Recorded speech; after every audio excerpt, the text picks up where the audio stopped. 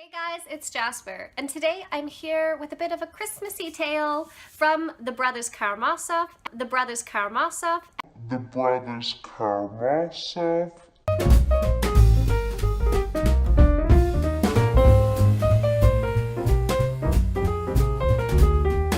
And that is the Elves and the Shoemaker.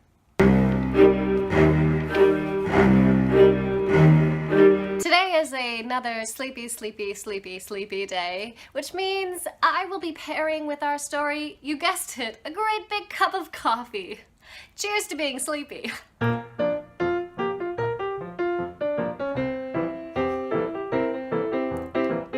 As always, pour yourself something lovely to drink, relax, enjoy, and cheers.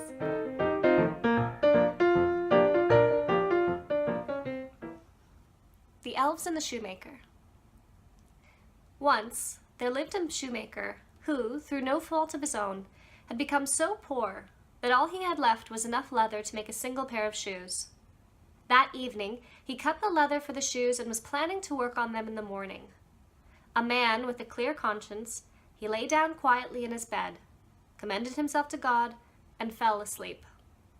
The next day, he said his morning prayers and was about to sit down to his work when he saw that the shoes were finished and laid out on his workbench. He was so astonished that he had no idea what to say. When he took the shoes in his hands to get a closer look at them, he saw that the workmanship was perfect and that there was no false stitch on them. It was as if the shoes were intended as a masterpiece. Before long, a customer came in, and the man liked the shoes so much that he paid more than the usual price. And the shoemaker was now able to purchase the leather for 2 pairs of shoes. He cut the leather in the evening and was planning to work on them the next morning with renewed energy. But there was no need to do that. When he woke up, they were already finished. Once again, he found customers for them, and he gave them so much money that he could now buy the leather for 4 pairs of shoes. The next morning, he discovered 4 pairs of shoes on the bench, completely finished, and so it continued. Whatever he cut in the evening was finished by morning. And before long, he had a decent income again and had become a prosperous man. Now it happened one evening, not long before Christmas, that the man was cutting up the leather for the shoes, and before retiring, he said to his wife, "Suppose we stay up tonight and try to find out who is giving us a hand." The wife thought it was a good idea, and she lit a candle. Then they hid behind some clothes that were hanging in a corner of the room and kept a lookout.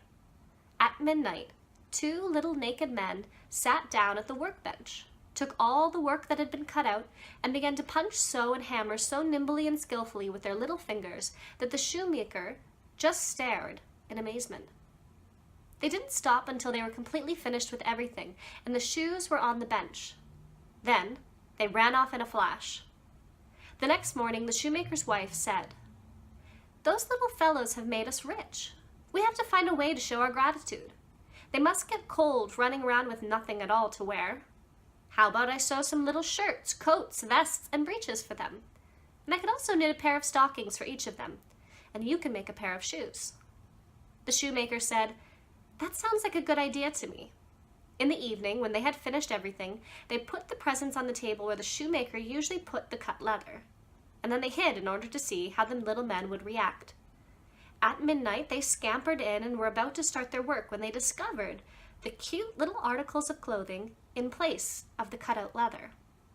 At first, they were puzzled, but then they seemed elated. They slipped quickly into their beautiful clothes, smoothed them down, and sang a little song. "Don't we look so trim and spruce? Here's to pleasure, we're footloose." They skipped, danced, and jumped over the chairs and benches. And finally they danced out of the door and were never seen again. The shoemaker continued to prosper for the remainder of his life, and he succeeded whenever he tried his hand at anything. The moral or lesson of this story? If you only have enough leather to make a single pair of shoes, make that single pair of shoes. Or, if you're not in the shoemaking trade, perhaps a more relatable lesson would be, even if you have only a little left to give, don't pack up, give up, or throw it all away, because that little bit might just be enough.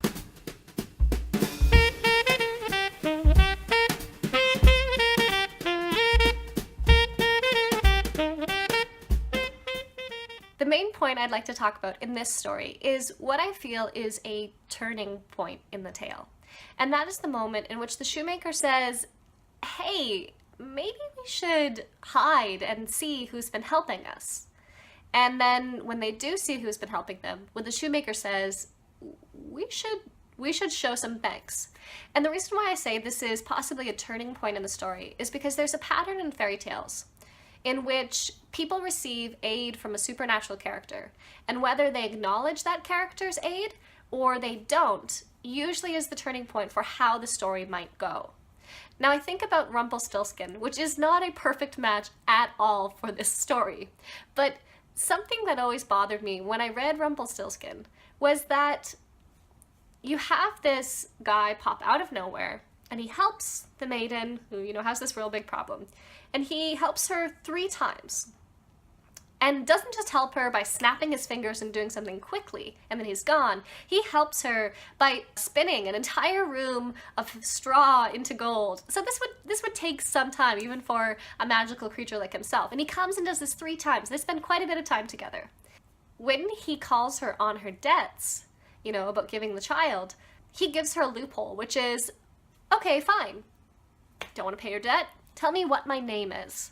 And although it definitely could be argued that Rumpelstiltskin never would have told her his name, Rumpelstiltskin was trying to, steal the baby so he could sacrifice it to Satan or something like that, some kind of dark devil. I think that it's strange that up until this point, this man who has helped her so many times, she has never once asked him, hey, what's your name? To me, there was always this little bit of ingratitude on the part of the maiden, because the name is such a very basic point of human connection. And there's always this little part of me that's like, how could you not have asked his name? Now, in this story, when the shoemaker and the wife, they have this idea, let's see who's been helping us, this is a turning point, because they recognize this isn't just happening out of nowhere. Somebody is doing this, and it would be wrong to just continue to let them do these things without any kind of payment of gratitude. And so they wait, they see who's doing it, and then the wife says, perhaps they're really cold. Let's give them clothes. And what's very interesting is when they do this, the elves look at the packages and they're a little confused by them. And I think they're probably confused because they're not used to be on the receiving end of gratitude. They're just used to doing something without thanks. Again, doing things without thanks in fairy tales very often results in negative things for our protagonist. But the elves see them, they're confused, but then they're elated, they're joyous, and they sing this little song. Don't we look so trim and spruce? Here's to pleasure, we're footloose. Footloose, footloose, you gotta cut footloose. Been working so hard, I'm punching my card, making shoes for the man. He doesn't understand, but I got this feeling. It's Christmas time and it's time to everybody cut footloose. So the elves get excited and they receive the present, they cut footloose, and then the elves are never seen again. And what's interesting about this, it makes me think about, Dobby in Harry Potter, in which he receives a present of clothes that liberates him. And there's nothing in the story to say that it was the clothes that liberated them, but there seems to be a connection because they receive the gift and then they leave, they never come back.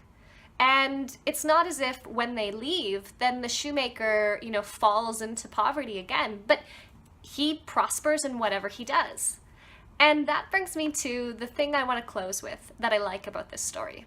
And that's that the story largely speaks to 2 things. The first is, if you have a little left to give, don't give up. And the second is that determination and gratitude can get you far in life. I hope you guys enjoyed that story.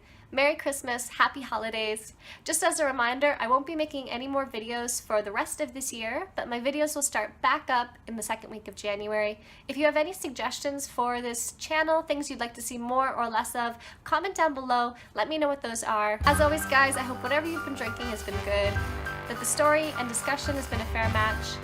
Cheers and Merry Christmas.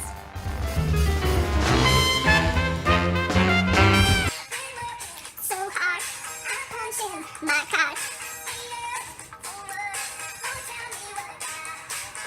got this feeling, time's just holding me down.